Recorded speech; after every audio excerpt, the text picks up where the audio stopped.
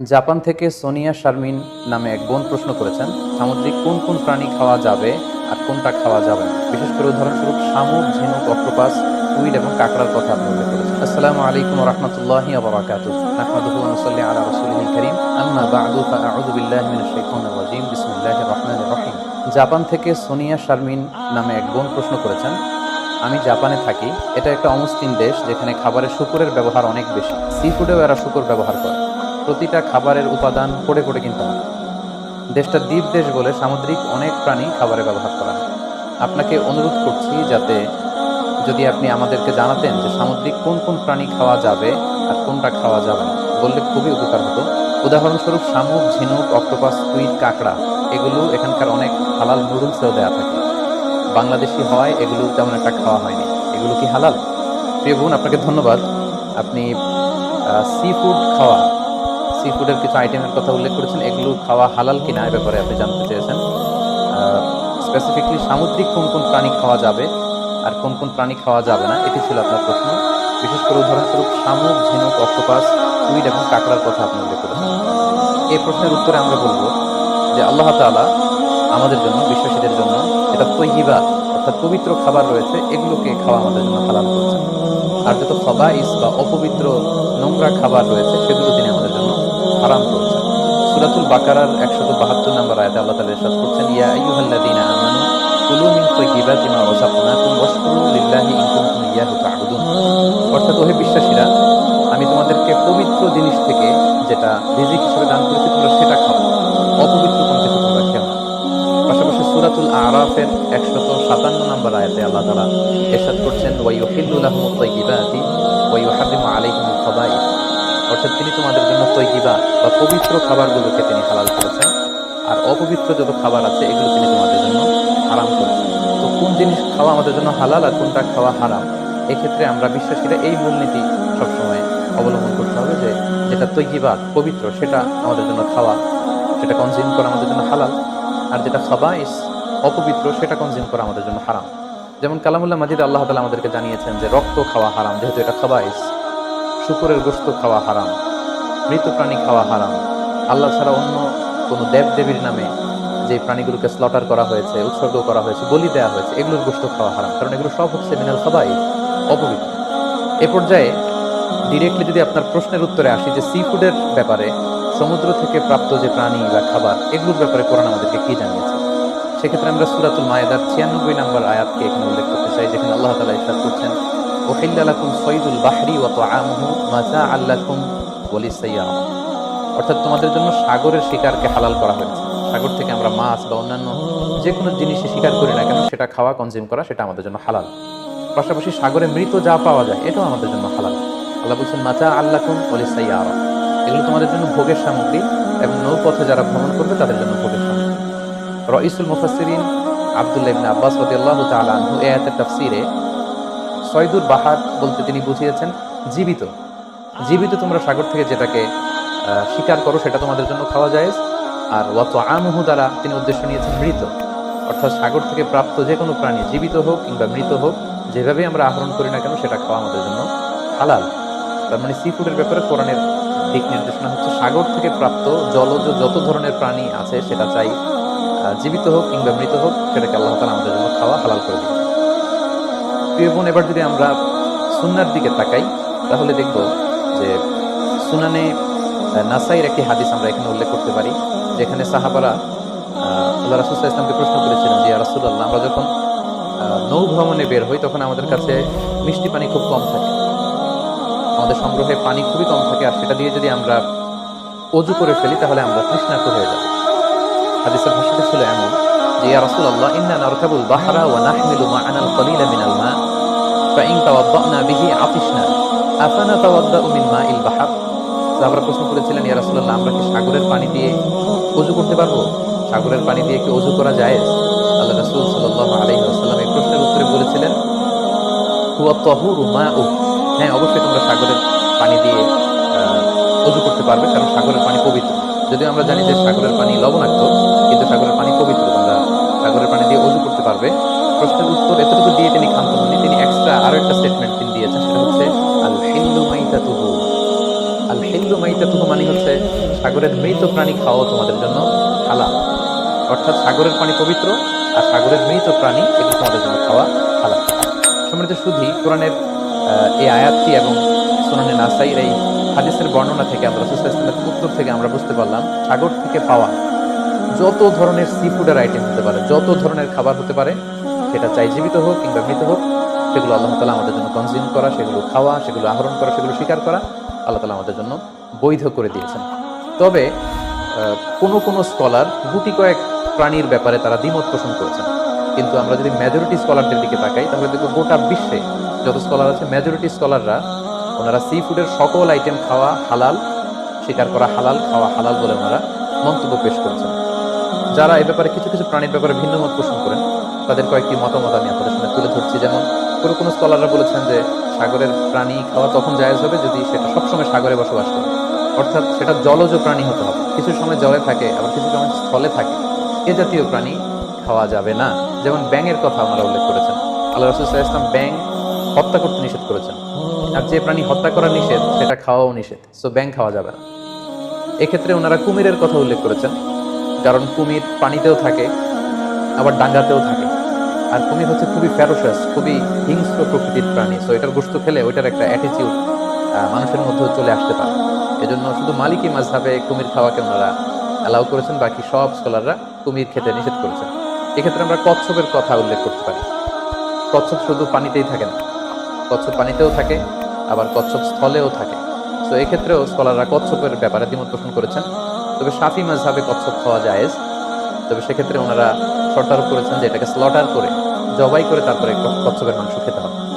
সাগরের প্রাণীর ক্ষেত্রে হানাফি মাযহাবের মূলনীতি হচ্ছে যে সাগর থেকে যেটা মাছ হিসেবে আহরণ করা হয় শুধু সেটা খাওয়া যাবে। আমি আবারও বলছি, হানাফি স্কুল অফ থটে ওনাদের মূলনীতি হচ্ছে যেটাকে আমরা মাছ বলি, সাগর থেকে প্রাপ্ত শুধু ওই প্রাণী যেটা মাছ সেটা খাওয়া যাবে। যেটাকে দেখতে অনেকটা কীট পতঙ্গের মতো মনে হয়, যেটা দেখতে অনেকটা পোকামাকড়ের মতো মনে হয়, হানাফি স্কুল অফ থটে সেটাকে নাজায়েজ বলা হয়েছে। যেমন প্রিয় বোন আপনি প্রশ্ন করেছেন যে শামুকের কথা, ঝিনুকের কথা, কাঁকড়ার কথা, তো এগুলো খাওয়া হানাফি স্কুল অফ থটে মাকরুহ বলা হয়েছে। ওনারা মনে করেন যে এগুলো মাছ জাতীয় প্রাণীর অন্তর্ভুক্ত নয়, বরং এগুলো দেখতে অনেকটা কীট পতঙ্গ বা পোকামাকড়ের মতো, এগুলো জলজ প্রাণী, ফলে এগুলো খাওয়া যাবে না। পাশাপাশি হানাফি স্কুল অফ থটে মাছের ক্ষেত্রেও নিয়ম হচ্ছে যে মাছটা জীবিত আপনাকে শিকার করতে হবে। সেটা যদি মৃত হয়, পানিতে ভেসে আছে, যেটাকে তফি বলে আরবিতে, এই জাতীয় মরা মাছ খাওয়া যাবে না। কারণ ওনারা এক্ষেত্রে খুব এক্সট্রা কশন ওনারা ব্যবহার করেছেন, অর্থাৎ মাছ যদি মরে পানিতে ভেসে থাকে সেক্ষেত্রে এটা কি স্বাভাবিক মৃত্যু হয়েছে মাছের, নাকি বিষাক্ত কোনো জিনিস খেয়ে মাছের মৃত্যু হয়েছে সেটা আমরা জানি না। সেক্ষেত্রে ওনারা বলেছেন যে মরে পানিতে ভেসে আছে এরকম মাছ খাওয়া যাবে না, বরং জীবিত অবস্থায় আহরণ করতে হবে। পাশাপাশি হানাফি স্কুল অফ থটে আরও একটি বিষয়কে শর্ত আরোপ করা হয়েছে, সেটা হচ্ছে খবিস হতে পারবে না, মিনাল খাবাইস হতে পারবে না, অর্থাৎ দেখতে এটাকে একটু অপছন্দনীয় লাগে, দেখতে কেমন কেমন যেন লাগে। আমাদের মানবিক যেই আমাদের চিন্তা বা গুণাবলী, আমরা সাধারণত সেটাকে দেখতে সুন্দর লাগবে না, সেটাকে কেটে ফ্রাই করে খেতে আমাদের ভালো লাগবে না, এরকম হলেও সেটা খাওয়া যাবে। তাদের মূলনীতি হেদায়েতে যেটা এসেছে সেটা হচ্ছে মাসিও আসামাক ফাহুয়া খবিস। সাগরের প্রাণীর মধ্যে মাছ ছাড়া যা আছে হানাফি স্কুল অফ থটে তারা বলছেন যে এগুলো সবগুলোই খবিস, এগুলো তৈয়বাত নয়। কারণ আল্লাহ তাআলা আমাদেরকে যে তৈয়বাত খাবারকে হালাল করেছেন সেটা এর অন্তর্ভুক্ত নয়। এই কয়েকটি দ্বিমত ছাড়া আমরা যদি গোটা ওয়ার্ল্ডের মেজরিটি স্কলারদের দিকে তাকাই তাহলে দেখব যে ওনারা সব ধরনের সি ফুডকে হালাল করে দিয়েছেন। কারণ কোরআনের এই আয়াতটি যেটি আমি বললাম যে ওয়াহিল্লা লাকুম সাইদুল বাহরি ওয়া তুআমুহু, এটি এবং রাসূল সাল্লাল্লাহু আলাইহি ওয়াসাল্লামের স্টেটমেন্ট আল হিল্লু মাইতাতুহু, সাগরের যে কোনো প্রাণী এটা মরা হলেও খাওয়া যায়, এই আয়াতটি এবং এই হাদিসটি এটা হচ্ছে খুব জেনারেল স্টেটমেন্ট, ব্যাপকভাবে সাগর থেকে প্রাপ্ত সকল খাবারের ক্ষেত্রে এটা প্রযোজ্য। যদিও হানাফি স্কুল অফ থটে কিছু কিছু সি ফুডকে মাকরুহ বলা হয়েছে, কিন্তু এগুলোকে আসলে হারাম বলার সুযোগ নেই, কারণ কোনো প্রাণীকে খাওয়া হারাম এটা বলতে হলে অকাট্য দলিলের প্রয়োজন। আল্লাহ দিল্লাল ফাতিহা ছাড়া আসলে কোনো জিনিসকে হারাম বলা যায় না। তো এক্ষেত্রে এটা রুচির ব্যাপার। আমরা যদি গোটা বিশ্বে দেখি যে মেজরিটি মুসলিম কান্ট্রিতে কাঁকড়া খাওয়া হচ্ছে, অনেক স্কলারদেরকেও আমরা দেখেছি ওনারা কাঁকড়া খাচ্ছেন, ওনারা স্কুইড খাচ্ছেন, অক্টোপাস খাচ্ছেন। তো সেক্ষেত্রে আমাদের রুচিতে যদি ভালো লাগে তাহলে আমরা খেতে পারি, এটা রুচির সাথে সম্পৃক্ত। আপনার রুচিতে যদি না কুলায় আপনি খাবেন না। যেমন এই ক্ষেত্রে আমরা উদাহরণস্বরূপ দব, হাদিসে যেটা গুইসাপ জাতীয় একটা প্রাণীর কথা সহিহ বুখারীতে এসেছে, যেটা আমাদের বাংলাদেশে অনেক এলাকায় সান্ডা বলে থাকে। তো এই গুইসাপ জাতীয় প্রাণী খাওয়া কিন্তু হারাম নয়। আমরা সহিহ বুখারীর বর্ণনায় জেনেছি যে আল্লাহ রাসূল সাল্লাল্লাহু আলাইহি ওয়াসাল্লামের স্ত্রী মাইমুনা রাদিয়াল্লাহু তাআলা আনহার বাসায় আল্লাহ রাসূল সাল্লাল্লাহু আলাইহি ওয়াসাল্লাম সহ অনেক সাহাবারা খেতে বসেছিলেন। সেখানে একটা প্লেটে গুই সাপকে ফ্রাই করে দেওয়া হয়েছিল। রাসূল সাল্লাল্লাহু আলাইহি ওয়াসাল্লাম খেয়াল না করে সাধারণ গোশত মনে করে সেখানে তিনি হাত দিচ্ছিলেন। তখন অনেক সাহাবারা, মহিলা সাহাবারা বললেন, ইয়া রাসূলুল্লাহ, এটা তো দব, এটা তো গুই সাপ। এই কথা শুনে আল্লাহ রাসূল সাল্লাল্লাহু আলাইহি ওয়াসাল্লাম সেখান থেকে হাতটা সরিয়ে নিলেন। তো এই দৃশ্য দেখে খালিদ ইবনে ওয়ালিদ রাদিয়াল্লাহু তাআলা আনহু জিজ্ঞেস করলেন, ইয়া রাসূলুল্লাহ, গুই সাপ খাওয়া কি হারাম?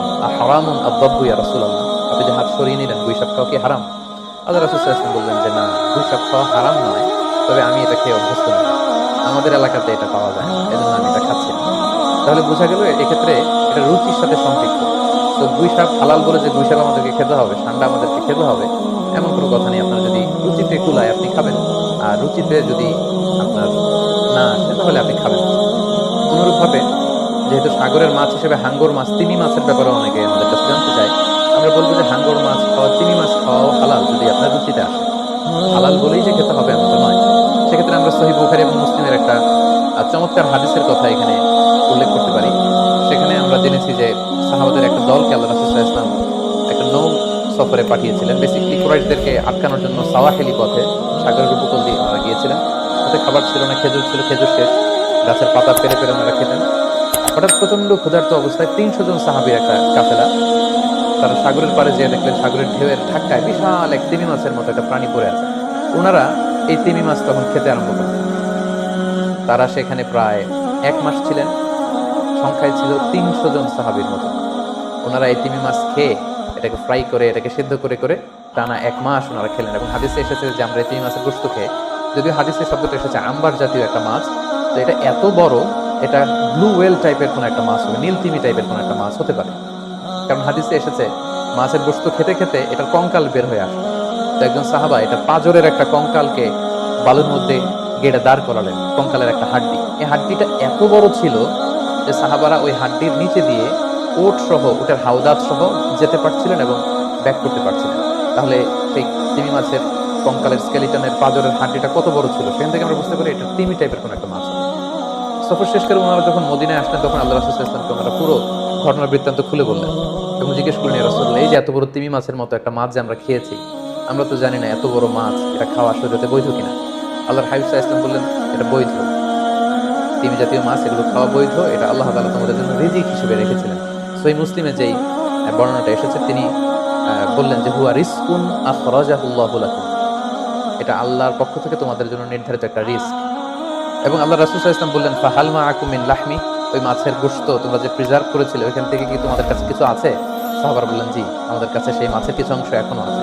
আল্লাহ রাসূল সাল্লাল্লাহু আলাইহি ওয়াসাল্লাম বললেন, তাহলে আমাকে কিছু দাও, ফাতুতঈমুন, আমাকে কিছু খাওয়াও।